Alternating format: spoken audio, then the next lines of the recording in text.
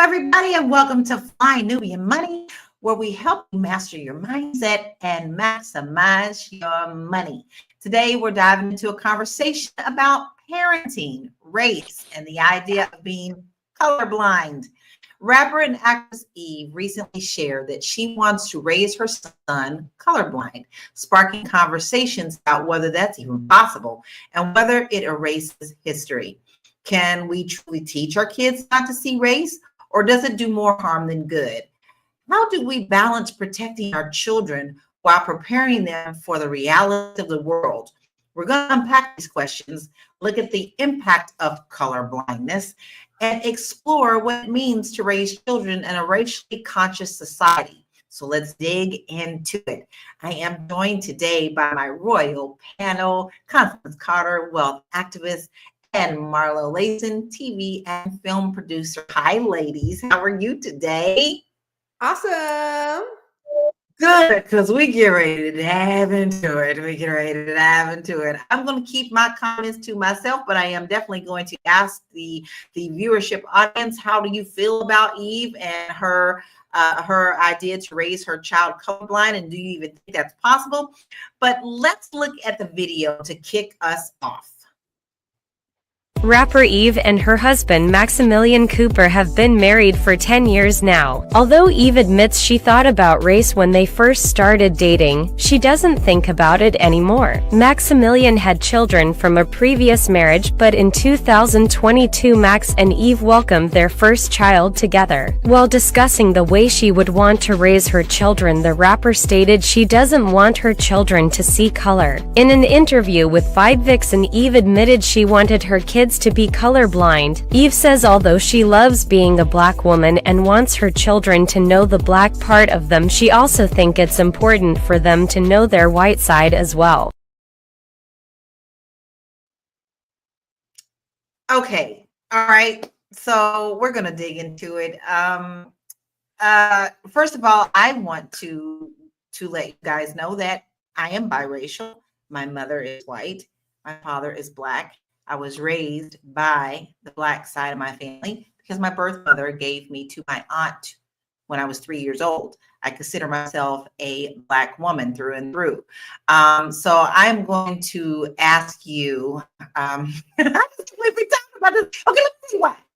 Because normally when we say when the Wahite people come around and we say, they say that, we shake our heads. Like we shake our heads when we hear them say that, and to hear that come out of Eve's mouth really drives me crazy. So, Constance, what does raising a child colorblind mean to you? It's dumb as shit, is what it is. It's just dumb. That's the dumbest thing that I've ever heard come out of Eve's mouth. Is that she wants to raise her child colorblind because in this America, maybe it's because she's over in Europe, right? Does she live in Europe now? Maybe that's what they do. I don't know. But I know in this society, it's like you gonna get reality faced at you real quick when you try to do things like that. Now, he might be insulated, like some of the people in the audience said, because his daddy's white and he's a billionaire. So maybe he gets access to different opportunities, places, and spaces that normal folks don't. But I think it's stupid as shit for somebody to say something like that. You gotta think about this, Lala. You're half white, right? Slightly lighter than me. Both of my parents is black. Nobody knows the difference, right? We appear as black people. Nobody knows until you tell them my mama's white. So, I think it's unfortunate, and it doesn't make a whole lot of sense. But that's her world, and I guess when you get to a certain socioeconomic status, you could choose whether you want to be black or not, right? I believe that's true. And then me coming back and forth from Europe, it's really interesting that when I'm in Portugal, people don't care about that. Actually, they're really interested in like knowing where you're from. Like if you're Brazilian or if you're, Italian or if you, and I actually had a really deep conversation with someone here where I told them about how we in America put race on our driver's license, and it about floored him. He was like, what? We don't do that over here. How stupid. So yes, there is a difference. And I know she is based in Europe a lot, but that still doesn't change the fact that, darling, my honey, you are still American, and America still has an issue. So, Marlo, what does raising a child colorblind mean to you? I don't know, because I'm raising black kids, and they don't have the luxury of color blindness, right? None of my kids can. Even my daughter, my middle daughter, who is as fair skinned as Lala, does not have the luxury of walking through life pretending that everything is shades of white, right? So I think it's a bunch of horse crap. But also, like, this is her circle now, right? Eve lives in like a Bavarian castle somewhere. Like, she is a person couldn't be more removed from the part of Philly that she's from. You know, she's from West Philly, South Philly, I don't know, but she is totally disconnected from that. So, you know, good luck to her. I hope that she is successful in raising a colorblind child. I hope that the rest of the world acknowledges her wishes and they allow this child to not know the difference between red and green and brown and white and gray and black. Like, good for her, girl, but it's not reality for me and my kids. Mine don't have that luxury. So maybe I'm a little jelly. I don't know. Not jelly. Setting up her child to be slapped in the face is what I think. Yes, there's a way that we can raise our children to see as a way to judge people. A lot of these young babies don't know unless you teach them anyway, unless you teach them the wrong way, right? That comes from home, baby. Okay, that comes from home. When you teach them at home, that's what they're going to go out into the world with. But the fact that she is saying this, I think that she's going to be setting up her child, her son, if she has any more children, to be slapped very royally if they plan on standing any kind of time in the United States of America. We all know what's going on in the United States of America. Now, Chris Wilson said, I love Eve, but I don't understand her statement. Maybe it's somewhat possible because they're wealthy. Do you agree with that, Constance? Absolutely. And then if you think about it, so let us think about what you guys both said, is the fact that she's in Europe. The daddy's white. They don't have to deal with American racism in the same way that we do. So perhaps he won't get a slap in the face unless it's through maybe media, social media. Perhaps he won't be in places where it's going to affect him. His race is going to affect him. I mean, you're not even talking. You're talking about somebody who's a billionaire. So that just gives them access to a whole different world. And so it might be reality for her. For her. But no. For her. Yeah, but not for us. Right. Not like us. That. Exactly. So I will say this. We know that in the royal family, right? Let's look at the royal family, because this is a great example of wealth and access and all the things, right? Harry goes and marries a biracial woman, not a fully black woman. He goes and marries a woman who is biracial, right? And they claim, if you listen to his and Meghan's story of why they have divested from the royal family and given and abdicated their titles, is because a comment was made about the firstborn child of theirs, right? A comment was made about how much of a darkie is he gonna be, right? That's what the people wanted to know. And so I think that while we say no racism or lack racism because of the socioeconomic structure, the reality is it's there, right? Because I don't know who Maximilian's people are, but we know that the throne, the British throne, was responsible for pushing the racism, right? And getting the church to like to amen racism, right? So that they could make this money off the slave trade. So I don't know what's in Maximilian's background, but I do know that racism has its foundations in Europe. So although it may not be as pervasive as it is in the United States, it still exists. And there still is an opportunity for other people within that echelon that don't really want Black people intermingling in the circle in the beginning. There is definitely an opportunity for that child to experience a not so colorblind experience in that upper echelon wealth circle. So Like I said before, good luck, Eve. That is a great perspective, because I just think maybe she ain't been called a nigga yet in that circle, and once she gets called a nigga, then it's gonna be a whole different conversation.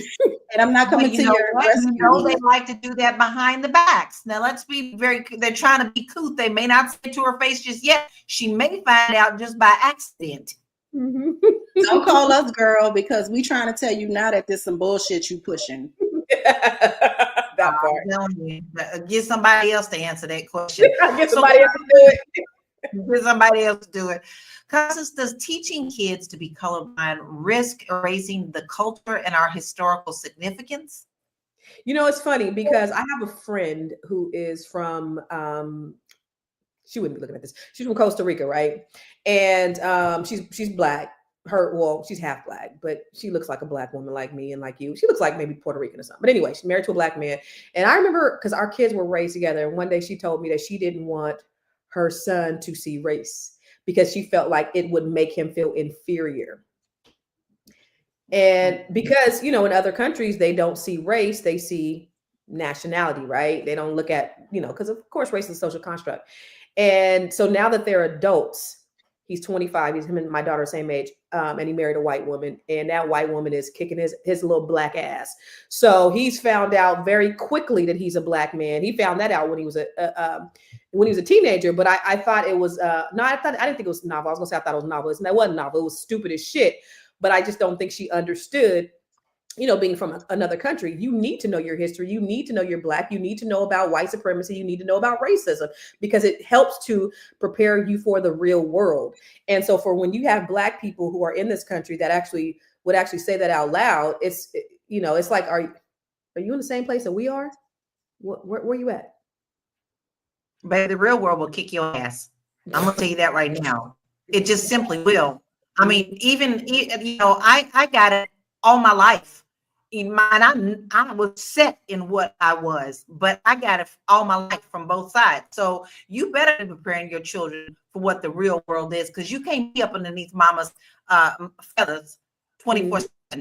Child needs to understand his history and what that means. But we're going to continue to dive into this. This is just ridiculous to me. Can y'all tell that I think it's absolutely ridiculous? But we're going to talk about it. We'll be right back. Hey, if you're just tuning in, you are watching Fly Nubian Money, where we help you master your mindset and maximize your money. I am Tiara Williams. I'm also known as Miss Black Hollywood, and I am the proud producer of this show. So I hope that every day when you join us, you leave a little smarter than you came, because that's the point. Otherwise, why are you watching? So if you want to receive notices for when we go live, Fly Nubian Money goes live every single day. That's Monday through Friday at 1 p.m. to 2 p.m. Eastern Standard Time. So if you don't know, now you know. All you have to do is text the word Queens, that's Queens, that's Queens, to 87948. That's 87948. That's Queens to 87948. Yes? If you want. Yes, as simple as that. We make it so easy for you. So all you have to do is text the word what? Queens. Queens to 87948. 87948. Yes, simple as that. You don't want to miss a show. And I get my alerts every single day, even when I'm on the show. So we don't want you to miss anything. So go ahead and do that right now. But I'm ready to dive back in this. We had a comment that I think is very interesting. Angelique Strickland says, that's all good, but in my opinion, you should be transparent with your child about the real world. Do you agree with that, Marlo? Absolutely. I absolutely agree with it. I think that not saying the truth, right? You end up having a worse conversation when your child is 17, 18, 19, 25, right? When they marry some woman who she never heard anything racist said in her household, right? Because her ears aren't tuned to that. But then once he's in the family, now all these weird comments are popping up. I think that people don't think long term. I think people think altruistically when it comes to their kids. I just want the world to be perfect, right? But it's not. Right? The world is what it is. And unless she is keeping this child in a castle, forever and ever and ever, it's going to be some harsh realities that hit him. There's going to be some kind of internal something that's going to hit him where he'll want to know more. And I hope that Eve is equipped to do that. I want to say right quick, though, Black Lexicon said that she created her own reputation, not Black people. Come on, stop playing these games, y'all. You don't get popular in the mainstream if we don't first co-sign you, right? We are the culture that has made these Black millionaires and billionaires. We are the ones that say they fly in the street, and that's how they get on the magazine covers. We bring white people to this culture. So don't be saying she made her own reputation. That's crazy. It just don't. I like you, Black Lexicon. You be here every day. You normally chime in on some real shit, but this is a little throw it off for me. Like that comment threw me, and it's just not. It's not true. It ain't true. You know what I love about you is you be using them SAT words. As soon as we get off here, I'm about to go and I'm about to Google some shit because I love the words that you be using. Altruistic. Yes, I gotta go look that up. T-shirt time. Do you think that ignoring race unintentionally can uphold racism? If we all started thinking like this, like as Black Lexicon said, this is enlightenment. I don't believe it's enlightenment. I think it's something else. But do you think that ignoring race can uphold racism? That's stupid as shit, because when you go out in the world, you're going to find out that you're Black. So I'm just going to ignore it. And then when I go out, it's going to be like, Mommy, I didn't know that there was something different about me. Let me share something. When I was 4, I wanted the Baby Alive doll.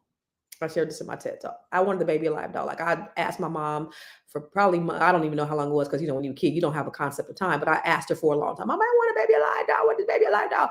All I seen on TV was this white Baby Alive doll. And so my mama finally gave me the Baby Alive doll, and I was excited. And I opened it up, and it was Black. And I was like, this ain't the Baby Alive doll that I wanted. This is ugly. I don't want this thing.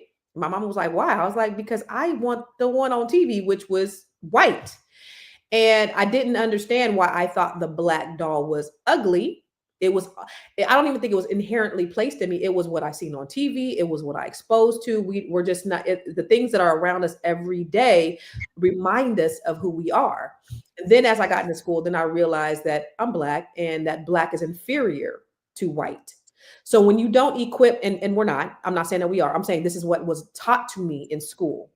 And so you got to equip your children with the truth of who they are, so that when they go out in the world and they learn that Black people are inferior, and then they start to look in the mirror, and then people start to see that they're actually Black, and tell them that they're Black, and remind them that they're Black, that they won't think that the Black part is bad. So it's very important that we do not ignore, or we try to ignore the idea of race. The world is going to remind us every single day. Well, it's really interesting, Constance, because there is a whole study that was done with dolls. I don't know. That doll was bad. That happened to me, really. I thought she was ugly because she was Black. Because we've been conditioned that way, definitely that way. I think, and that's by design. It's by design. So, Marlo, I want to ask you a question. So, how do you feel about if we teach children to value their identity while embracing others? So, how can we do that? How can we teach our children to value their identity while embracing others? Do you think it's that hard for kids? Actually, it's not. I've shared before, my dad was in the military, so we lived all over the world. We lived in Germany. We lived in different parts of the United States. And when we were in Germany, my parents were very intentional about making sure that our extended family in Germany looked exactly like our extended family in New Orleans, right? So there was no change. The movies that we watch, Black people were centered in our home. Obviously, we watched Silver Spoons and all the other shit that white people were at the center of. But my parents were very intentional about, we are Black. This is who we are. This is our family, right? This is, be proud of it. As you go out into the world, be proud of who you are. And it made me stronger. It made me better. It made me lean into these SAT words that Candace likes so much, because I saw particularly young white boys as my competition intellectually. So I was always pushing, right? If Brad name on the board because he read these many books, I'm about to be above his name because I read more books than him. And that's just the way that my family operated. So I think that you can have your children in predominantly white spaces and have them still understand who they are in the world and what some people in the world, how they may perceive them. But I think if you don't, right, if you don't buffer your children with blackness, if you don't have your black friends coming around, if all you do is adopt Maximilian's rich friend group, then it's going to be a little bit harder for you to instill that what is naturally inside of them, right? It's going to be harder for you to instill that in them. And they're not going to see likeness between themselves and other Black people. And that's just a disservice to them, because if you really want them to know both sides, then you need to be intentional as a parent about making sure that both sides are ever present so that they don't forget one or the other. Right. And Black is beautiful.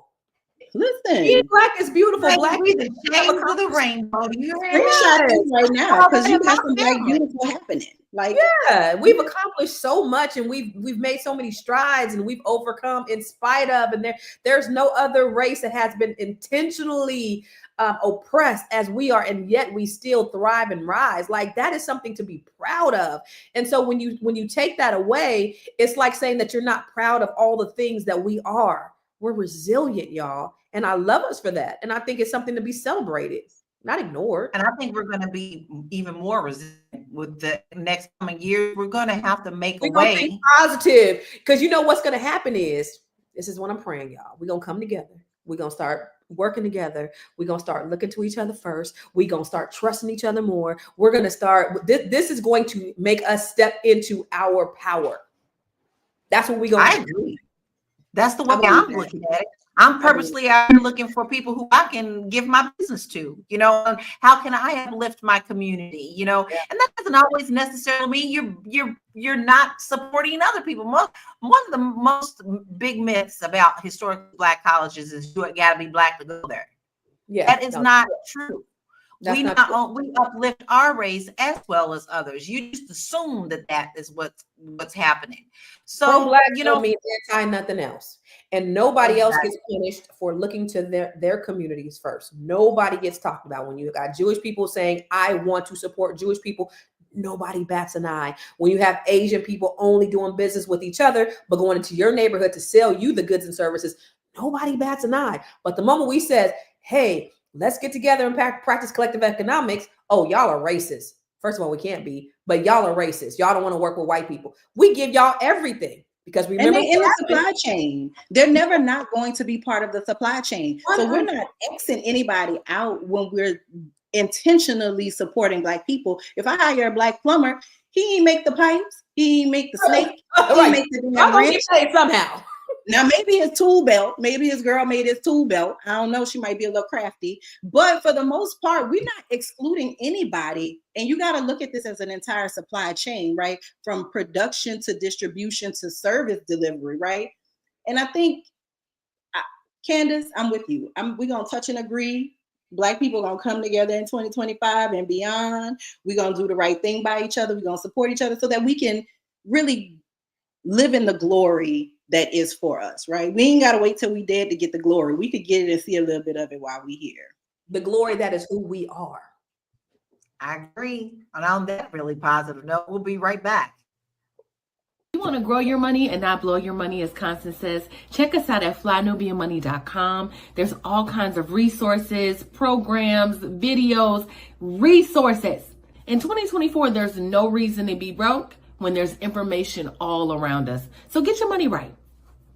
Flynubianmoney.com. No, Constance said, get your shmoney. Shmoney. Money right.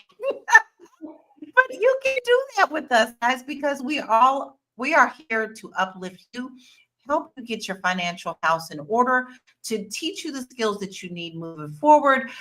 Listen, you need to really make sure that you are checking your shmoney. No joke, because no matter what we talk about on this channel, money's still green. And you still need to make sure that that money in your house is growing. And in order to do that, we can get you started very easily. You just need to go to flynubianmoney.com. We have a lot of resources there for you. And shame on you if you don't go. Don't complain to us if you don't go and go get some free stuff. Free stuff. Make sure you go and do that right now. Okay, so there is a comment I want to address, and then I want to move on to some really interesting facts. Cheryl says, why do we uplift other races? They don't uplift us. Black first and black only. Now, Constance, I already know what you're going to say, but Marlo, what's your... How do you know, Lala? I know. I'm the blackest light-skinned chick you know.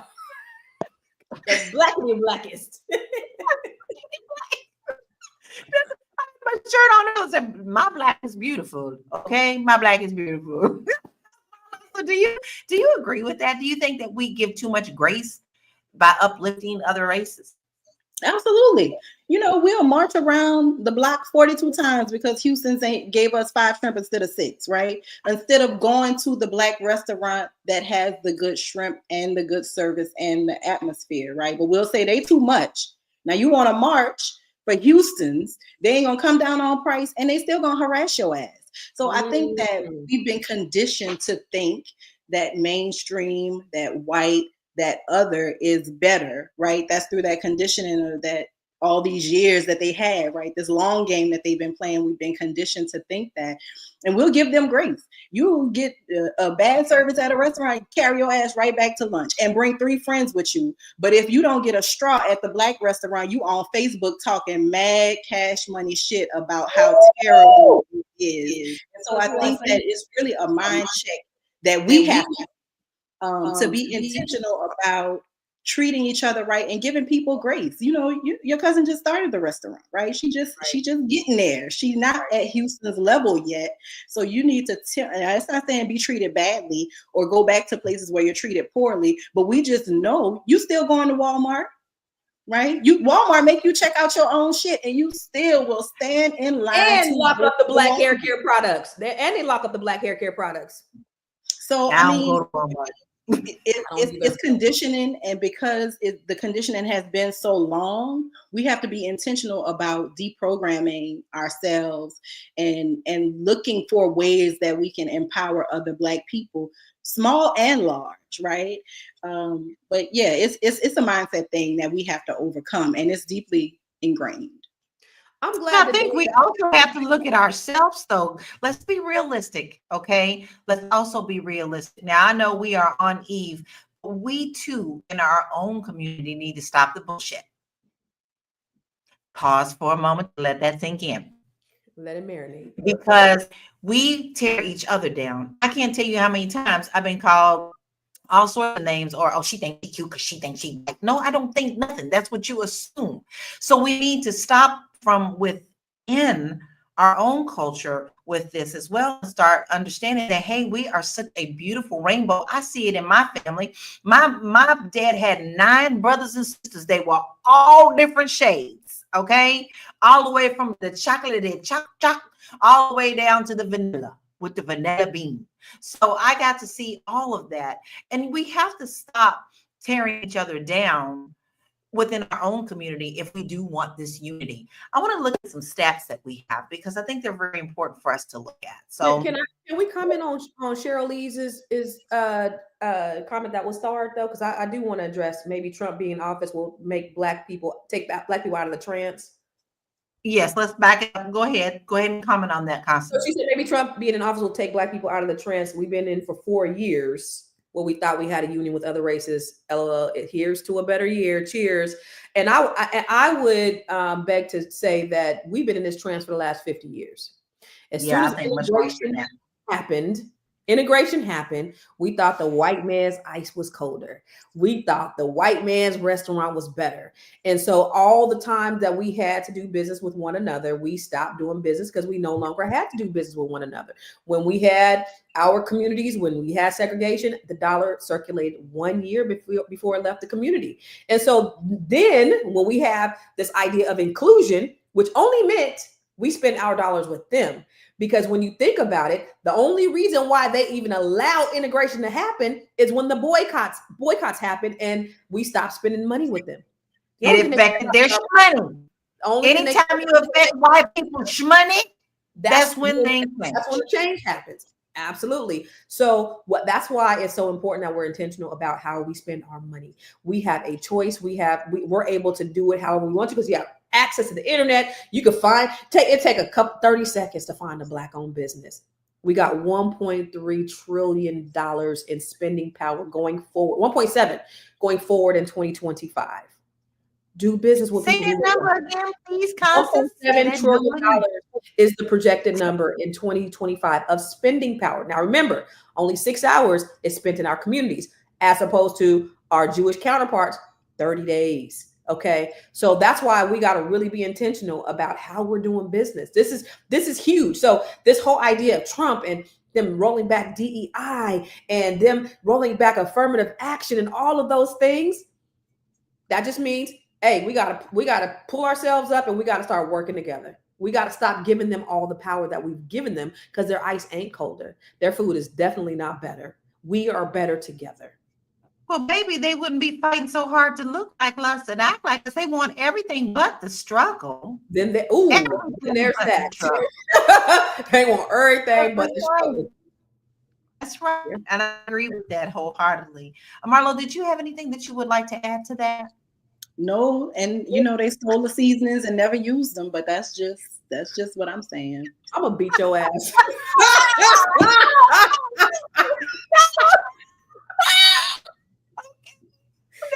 You ain't that line. Oh my God. Okay, we're gonna go to some stats because these are really important. So this is cracking me up, but I ain't never gonna forget that line. Color blindness.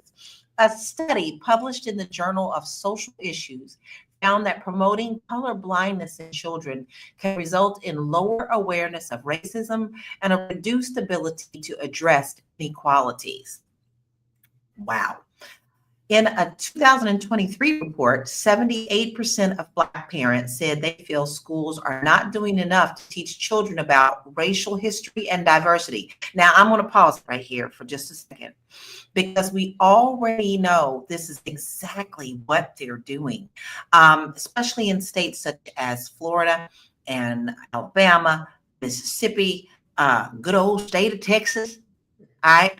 I literally saw just this week how many books are being discarded and burned, guys, because they don't want anybody to even get their hands on these books down in Florida, because now they're introducing all of this new history that erases ours. You know what though? They're about 100 years behind on that, because you know what? They done fucked around and gave us the internet. So the truth is out there. We're gonna get it anyway. Never have given niggas the internet. Destroy all the books you want to. The truth is out there, baby. These kids is on. Somebody had already scanned it and made it a PDF, my guy. We gonna read it. Yeah, we gonna get it. What is that? Where's that TV show? That ding ding ding ding ding ding ding. The truth is out there. Yeah, it's a little too late, because I'll tell you what, now is the time that we at home, okay, you don't want to teach it in our schools. Now is the time we get back to our oral tradition. And we have always been good with that, because they didn't want us to read in the first damn place. So what did we do? We told the real stories and we passed them down. We have gotten away from that. And now we need to get back to our roots in doing that and letting our children know what our true history and our strengths are. You can't erase us, baby. We were here first. You might have got pale in the skin, but you didn't get all the richness that we brought, because you stole every last bit of it and claimed it as yours. But let's get back to the stats. Let's look at the next slide. Okay, there we go. Mixed race population growth. According to Pew Research, the multiracial population of the United States grew 276% from 2010 to 2020, highlighting the importance. That's true. I think more people are just identifying as biracial, right? Because yes, right. Yes, and let me finish this, but I do want to address that. I want to highlighting the importance of discussions on race and identity for mixed families. Okay, let's back this up. All right, let's talk about this. First of all, on all the forms that we have ever been given in my lifetime, you didn't get a chance to put down biracial. Yeah. You had to choose. You didn't have a choice. And they didn't even have mixed with something. Okay. But then there became this awakening where people wanted to come out and show the diversity in the world. And now all of a sudden we saw Cheerios had mixed families. Right? Am I wrong? Because now they were catering to a different crowd. So Marlo, you kind of smile at that. So what are your thoughts about that? Do you think that this has a part in us like not awakening to what's still real, but still yet, kind of catering to what the world is changing into? I think that it's just it's a reflection, right? It's a reflection of more biracial people, more racially ambiguous people in marketing departments. It is people bringing their lived experience to marketing departments and being like, I think we should have this sort of family, right? And if you've ever done marketing work, like at high level, like commercial advertising, the best idea wins, right? The idea that wins the room is the idea that the people see on television. And so I think that that's just twofold. It's also intentional to not show an intact Black family. It's also intentional to ignore intact Black families that are watching this, right? Because marketing and commercialism always kind of tells us who we are. So that's all this is a reflection of that stat that you said, the 76% increase over a decade. That's all that it is. It's just people trying to capitalize on a group that we hadn't been marketed to. And if there's some data that shows that Asian families are on the rise, you're going to see a bunch of commercials that are targeting Asian folks. That is just the way that marketing works. And I think we as Black people, we obviously take it personally because we've been here in terms of the races, right? We've been here longer and they've been ignoring our ass, just like pretending we ain't even here unless they need some jive turkey talk. And now when we see Black people, we're seeing ourselves not in the necessarily the reflection that we actually see in our everyday life. And it's just, it's the way it's going to be, because what I know about the corporate structure and being in corporate circles when it comes to content creation is that unless you got a me that's just unafraid to speak up and say, man, that's whack. And when the people start commenting and saying that that's a bunch of bullshit, don't say I didn't say it, right? Every decision-making room does not have that presence, right? Most decision-making rooms just have a person that's just sitting there like, okay. And they let them. But even I've even commented on those commercials. Like, does every family have to be mixed now? Like, because for a while that's all you were seeing. And then we're both like, okay. Because at first, when they were putting these commercials out, people were like, oh, look, there was more advertising. Look, we got a mixed family on there. Ain't that cute? And then it just became everybody wanted to jump on the bandwagon. And then it was like, can we just please have a full intact Black family? Like, y'all breaking up Florida Evans and James Evans again. Y'all, trying to break down the whole structure. And I just think that there is a balance, but it always has to swing to one side. The marketing and everything has to go to the wrong side. So, Constance, how do you lazy think child? It's just lazy. Thank you. So, Constance, how do you think that we combat that with companies to let them know that we don't necessarily have to see all of that, but we do also embrace the mixed culture? Yeah, I think that we just start creating our own commercials. We create our own content. People aren't the actually idea of people watching television and looking is on a huge decline with social media. So we're the ones that people are watching. So when and it depends on what your algorithm is, right? What's on your timeline? What's on your For You page? I don't see any of that stuff. I only see Black people on my For You page. So because I only look at Black people stuff. So I just think we just continue to create content. And I think that the powers that be are realizing that they're losing power, and that they're going to have to change the way that they push out content, because the way that we're viewing content has changed drastically. I agree. We're going to take a deep breath and come back to this conversation. We'll be right back. Fly Nubian Money is now on Spotify. Yes, yes, yes. We are on Spotify. So if you can't watch us, you can listen to us. All you have to do is search Fly Nubian Money and we will appear. All of our episodes. Make sure that you leave a 5-star rating and reviews so other people that come along and are looking for a good show to watch, they'll follow us too. If you are interested in being on Fly Nubian Money, sorry, I don't have any spaces.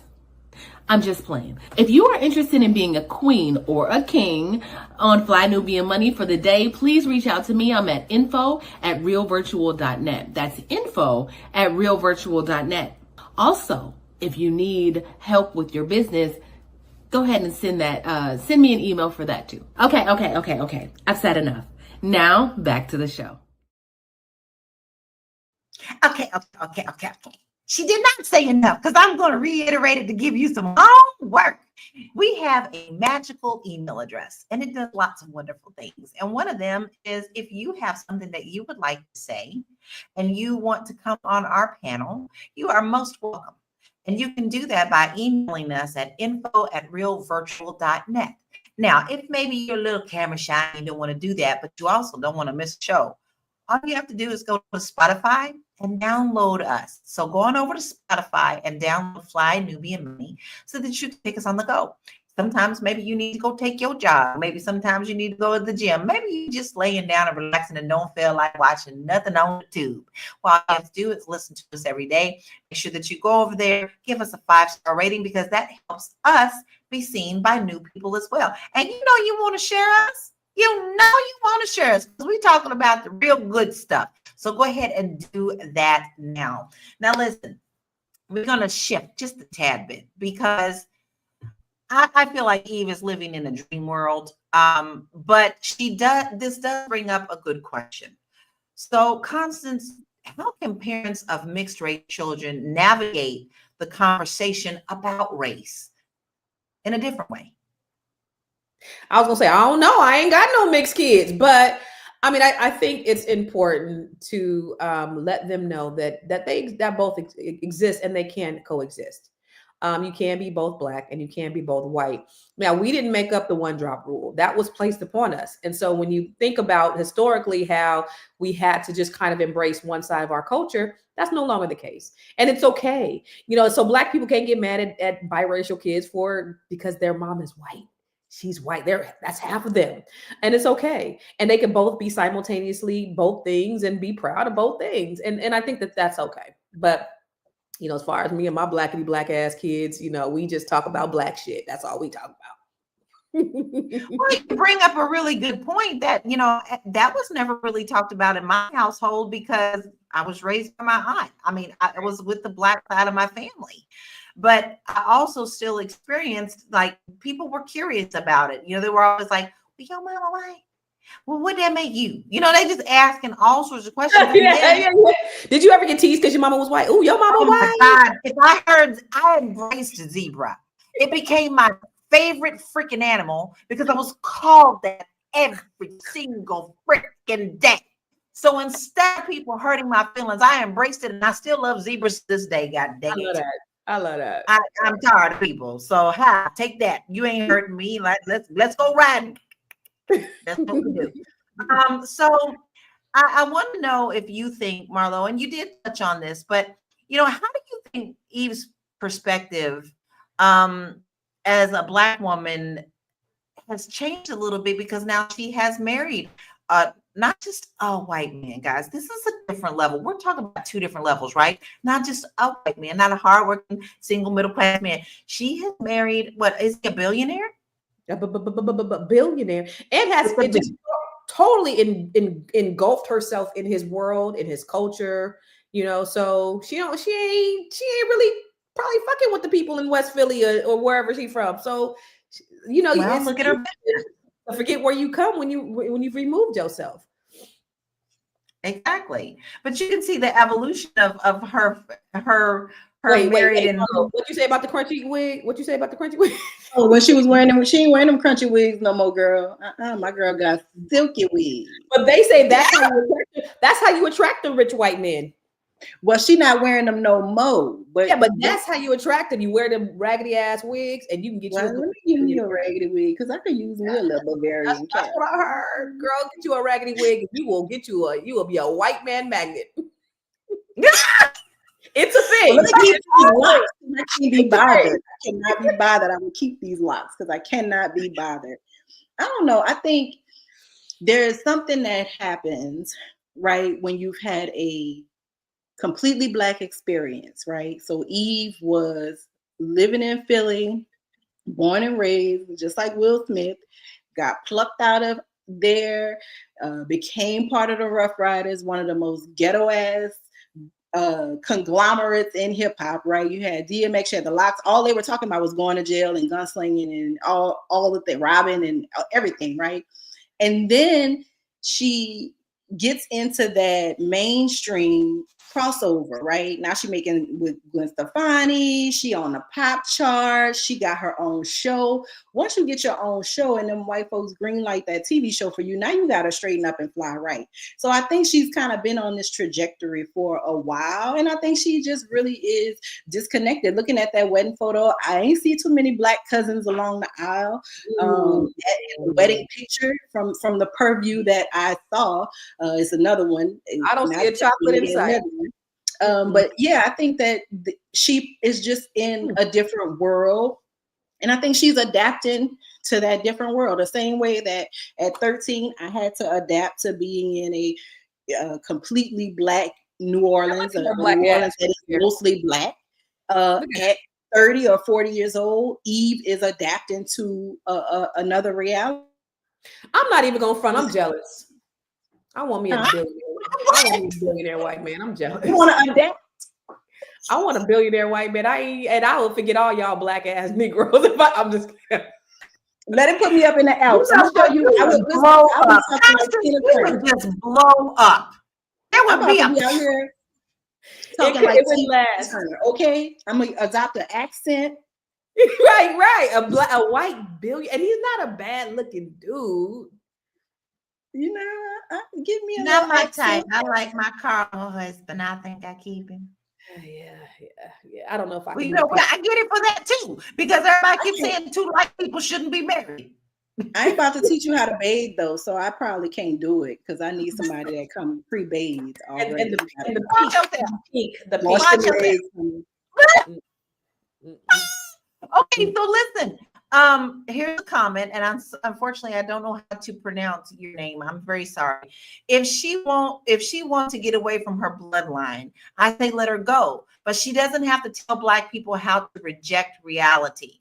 Now, here's what the reason I called that up is because y'all guys brought up a point I didn't really see in the graphic at first. Where are her people? Where are her people in her marriage photos? I don't see them. So has she pretty much stepped out of the whole line of having any of her folk there? Does anybody know what her background is with her family? Because I sure didn't see them in those pictures. Do you know anything about their houses? No, I didn't see anything. I don't know anything. I saw a picture recently of her mom when she was younger. Her mom's gorgeous. Her mom was completely gorgeous when she was younger. But I didn't see her in the wedding pictures, but doesn't mean she wasn't there. But I certainly, I didn't even see a mixture of white and Black. Like, Black people here. I just seen mostly white people. I didn't really even see any. I definitely didn't see no Rough Riders over in her wedding. I didn't see not very nutter. None of the Locks. I ain't seen no Jadakiss at the wedding. That's a damn shame. So I'll get y'all Black asses too if I got me a white billionaire. I don't care. Shit. Yeah, like I said, you would blow up. I can't even. You shouldn't even be fixing your mouth. As my mother used to say, you shouldn't even be fixing your mouth because I know. I can't do it because I can't even go. Never mind. I can't even go. We're gonna hear of a woman imploding, a rich woman imploding in Europe, and we're gonna know it was Candace under the pressure of that billionaire watch. I know, but the money. I don't know. So, Marlo, how So with us being there, we're laughing and we have a lot of fun with our conversation. But honestly, let's think about the babies for a minute, okay? How do we teach the children to appreciate diversity while advocating for equality? Because yes, they're babies, and like I said, they get taught a lot of things at home. So how can we start in our home to teach them to appreciate themselves and also diversity? History, right? Not abandoning it, not dancing around it. You know, it's funny because there was a bombing of the Black Panthers in New Orleans in the Desire Housing Project years and years and years ago, right? And we were watching a PBS special. I'll never forget, I was about 11 years old. We were watching a PBS special and they were talking about the Black Panthers. And this is before The Truth of the Black Panthers came out. So this is somewhere late 80s, early 90s. And my dad said, that's bullshit. They ain't talking about how they bombed it and the people had to make a link chain with the children to stop them from firebombing, right? Like he immediately took that moment to correct the incorrect history that was being perpetuated on the TV in that moment, right? So I think that telling the truth, making sure that your children are exposed to Blackness, right? In subtle ways. Buying a book with the Black lead character, like Candace, you know, getting that Black baby doll, even though they're gonna be like, I wanted the one on TV. It's still the same one, right? I think that you do it by having people around them. And not saying, my parents never said, you Black, we having a Black experience, right? It was just my norm. It was the norm that as my parents, they were intentionally creating. My dad was a staff sergeant. He could have been hanging with anybody on the base. He was intentionally choosing young men who were a lot of times from the inner city, who were married to young Black women, and he wanted them to have a family, an extended family away from their family, because it would make them more successful, and that's what part of what his job was, but because they would be happier. But it was intentional, and I think it has to be intentional. I think you can't play this kind of, oh, they'll find out, they'll figure it out. I think you have to be really intentional about teaching the history of Black people in the world and in this country to your children. And that's where the pride comes from. The pride comes from the learning, right? Once you learn that before we were slaves, we were kings, we were artisans, we were orators, we were dancers, we were all of these, everything, right? We had civilization prior to those shackles. I think that once you learn about the shackles and how the people overcame after that, that is where the pridefulness in Blackness comes from. And I think you can't be derelict as a parent, whether you're rich or not so rich. You got to tell your children the history of who they are, because if you're not, then the world is going to say, y'all was dusty dancing in the jungle. We put y'all in shackles. We did y'all a favor. Y'all, Martin Luther King. We civilized you. Yes. Yes. Yes. I'm over it. I'm so over it. And you know, like you said, the Google that shit, the you Constance, because you know what? There is so much information. Every day I try to put a Black history fact on my Facebook page. And of course, Facebook is trying to step me down every single day, talking about I'm distressing people. No, I don't think so. I think I'm uplifting people. And believe it or not, a lot of the facts that I find, adults didn't know. And when they find out, they're glad that they did. Like, oh my God, I didn't know that. And then I have private messages all the time. I went and looked that stuff up. That was deep. So it's not even just on our children's level. We need to elevate our own self to make sure that we understand as well, because sometimes I think we forget. We get so caught up, and maybe that's what's going on with Eve. Maybe she just forgetting that the struggle, because baby girl, I need you to wake up. You're asleep at the wheel, and that is a problem. And we have to continue to uplift our communities. And with that, I do want to say this: we have a way to uplift our community too. I'm super excited to be one of the first people to do our Fly Nubian Money Club classes. We had a wonderful time last Saturday. I taught you how to buy a home. And not only just buying a home, every step we talked about inspections, appraisals. We talked about lenders. We talked about agents. We talked about it all. And we went deep in the crevice with the information. And not only that, I hope that I awaken people's minds to seeing that, you know what, you are also a world citizen and you have the right to go and see this world and live this world as well. So this is part of the things that we do in Fly Nubian Money Club. We are teaching you and opening your mind. This month is you get it for a month free so that you can get a good trial and seeing how we set this up. We had a great class. We had great handouts. We had people still asking questions about it.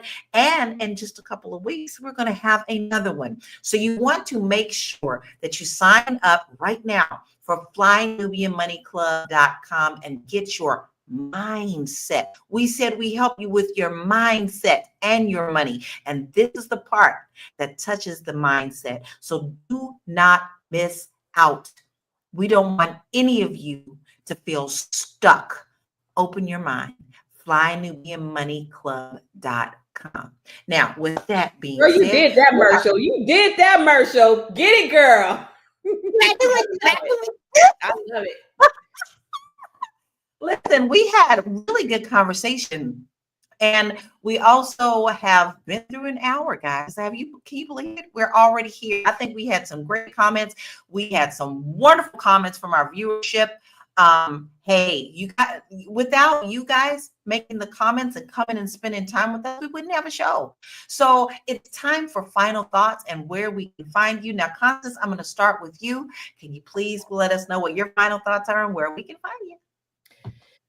Every week, I'm going to tell you how much I love Black people. I love us so much. And I think it's extremely important that we are educating our kids the right way at Black people. There's no way that you're going to ever shield them in this country from white supremacy and racism. It doesn't mean that you have to be so caught up in it. It doesn't mean you have to live and breathe it, but you do need, your kids do need to be aware of it. And I'm extremely intentional about what I teach my children about themselves. And it's so funny because I was always the one teaching them about race and who they are as Black people to make them proud. And they used to get mad at me. Mom, you always talk about Black stuff. But now when I see them looking at their TikTok, when I look at their algorithm, they're looking at history, they're sharing things with me. It's because of what I instilled in them. Instill the truth in your children. Because even with the history that we were taught, it's not everything. How many of you learned about Black Wall Street or even Rosewood or other Black communities in your history class? None of you. It's not in the history books. So I don't care what they're doing over in Florida. I don't care what they're doing in Texas. It's up to us as the parents to be teaching our children who they are so that they can be better human beings, so that they could be just good people, so they can understand who they are and they can be proud of who they are, so they can be ultimately successful. But I love us and I want us to do better. And that's the reason why I do things like the B1 Real Estate Mastery Training, where I'm helping Black people to invest in real estate. Real estate is the #1 wealth builder. Back in 1863, there was the Homestead Act of 1863, where they gave millions of acres of land to white people, and they didn't even give us our 40 acres in the mule 2 years later after we worked this country for hundreds of years. So we have been left behind the wealth experience because of white supremacy, racism, all of those things, predatory lending and all that. So the #1 way is to build wealth through real estate. We got training. I'm helping us, and we're practicing collective economics inside of it. We can work together. Also, Black women, I love us. There is an African proverb that says, when you teach a man, you teach an individual, but when you teach a woman, you teach a nation. Black women, we build. You give us some bacon, we're going to make a meal. You give us a seed, we're going to make a baby. We do all of that. And so if you give us some knowledge, we're going to change the trajectory of our community. And that's the reason why I have the Net 7 Collective, where we're helping Black women all over the country build their 7-figure empires. And it's so amazing because I've watched them on social media and I'm seeing them out there just kick ass. And I'm sitting on the front row, just watching this all transpire. And it just makes me so proud. So the next cohort starts January. And some more amazing unicorn of ladies are going to be getting all the information out. I pour everything into them. And if you don't know anything about me, I built the largest Black-owned real estate firm in California. I'm a real estate investor, a cannabis investor, and I built a great empire, but I'm teaching Black women to be able to do the same. So if you are a Black woman or you know a Black woman, have them go to bookwithconstance.com. But where can you find me? Everywhere. I am Constance Carter. Thank you for the time. I appreciate it. I always feel so empowered after Constance gets finished. I always feel like, show you right. I'm ready to follow the formation every time she gets finished. I love it. Listen, we joke, but we love each other on this panel. We all of our queens and king. We love one another, and we do stalk and chicken hawk each one of us. We love each other that much where we do follow. So that's your homework too. Make sure that you check in and tap in with Constance. Marlo, where can we find you and your final thoughts, please? So my final thought is everything Candace said, right? Education starts at home, and we know that these books are being burned, and we know that they're being taken out of school and all the other things. So that means that we have a responsibility to teach our kids the things that we know we didn't learn and they're not going to learn. I think that it's unfortunate, or maybe it is fortunate, that Eve has found herself in this good fortune, and she has the ability to disconnect from Blackness. But I would say to all of us watching and everybody else collectively, please do not be fooled by the illusion of inclusion, right? There is nothing worse than a Black person that tosses aside all of the Blackness, all of the people that love them, all of the people that brought them up and made them who they are, just to cross the road and find out that nobody really loves you over there. I love Black people. I want the best for us. I want everybody to make a conscious effort to support Black business, small and large, and just get back. You know, we're the descendants of the people who created Rosewood and Greenwood and all the woods, right? It's in us. It's not removed from us. Maybe the fear has been put into us to not want to attempt it again, but we have to try. Because we know, we've said it before, nobody is coming to save us. If you are looking for me, my name is Marlo Layson. I mostly dabble in documentary, but you can find me with works created under my name on the internet, both written and video format. If you want to follow me on Instagram, I'm Oram Marlo, and my dogs are barking because it's time for them to eat. And thank you all for joining us. And I appreciate this. This hour of the days that I join y'all are the best hour of my week. So I love y'all for that. And you need to make sure you follow her journey, because she is doing something very exciting in 2025. What are you doing, Marlo? I am working to qualify for an amateur bodybuilding competition. So in January, I'm going to really ramp up my training and start sharing that journey. If you all would mind sharing any journey with me, or venturing on that journey with me. My dogs want to be the star of the moment. I don't know why. But follow me. I'm Oram Marlo. That's my name, backward, forward, little underscore on the end. In the beginning of January, I'm going to start chronicling that. So if you want to join me, give me some support. Maybe you want to join along. Maybe you want to get on your own fitness journey and see how far you can push your body. Come on with me. I need some company. No thanks. All righty. Cheering you along. I will be cheering you. First of all, let me just say this. Your face looks beautiful. I don't know what your body looking like right now, but your face looks great. That's the first thing I noticed when I got on here. Like, damn, my face looking real chiseled and real good right now. So obviously it's already working. I don't know. I'm gonna have to starve myself for something, because I can't do the bodybuilding. I can't do a marathon. I can't do it. Now I'm gonna stop saying I can't, but I'm just not. You absolutely can. She's just not. But I understand not want to. It is hard, honey. I am a New Orleans woman. I love to put the seasoning. I love to make Girl, a y'all got that good ass food out there too. 5 months of my life, because I'm everything that I know culturally, everything that's in my DNA. I got to put it aside to achieve this goal. So yeah, that's great. Pray for me, people. We got you. We're gonna uplift you. We got you. And here is my final thoughts. Listen, you're gonna love who you're gonna love. I can't fault you for loving anybody, what color they are, because I was taught that red, yellow, black, and white, we are all precious in His sight. And I can tell you that, I'm one of them swirl worlds. But I can tell you this, you still can instill the truth in your children. You still need to help them be proud of who they are and our history. Don't just ignore Don't just ignore who their backgrounds, because in truth, we all kind of mix with some. So you need to go and look at that and be honest with your children and help them to make the world better by teaching them better. And you can find me very easily. I put everything under this little simple website. It's bit.ly/Laura Key info. And if you want to go back and watch the class that we did on Fly Nubian Money Club, all you have to do is join, because the replay is there. You can also catch up on what we've done and also be a part of what's going on in the future. That's what we have for you today. I think we had some great conversations. I think that we say thank you for being a part of our world. We appreciate you, and we feel that you are family. So this is Thursday. We got one more day. We got Friday. So you want to join us tomorrow at 1 p.m. Eastern Standard Time. You want to make sure that you text the word Queens to 87948 so that you can get a notification that we go live. And you also want to go to flynubianmoney.com to get your resources. But until then, we say thank you. We love you. We'll see you tomorrow. Peace out.